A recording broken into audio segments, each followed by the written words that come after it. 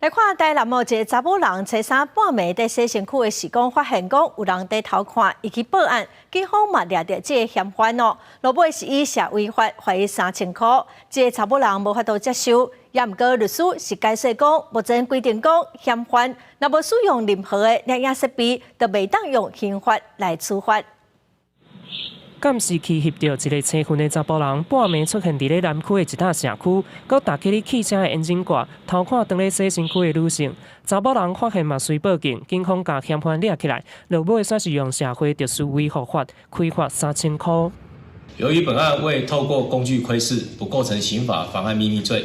本分举罪于3月14日依违反社会秩序维护法裁罚新台币3000元。不离个受害的女性也是气喘喘，认为这个事件致使伊神经拢白安，造心甲需要去看身心科。其他女性民众对这个处罚嘛无法度接受。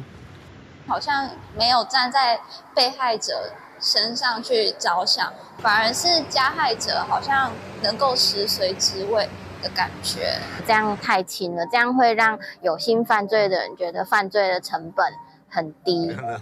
事实上，警方调监视器，确认这个查甫人毋是初犯，也毋过根据现行的法规，若嫌犯敢若用目睭看，无使用任何摄影工具也是设备，就无算讲违反刑法的窥视罪，敢若会当以社会特殊维护法开罚。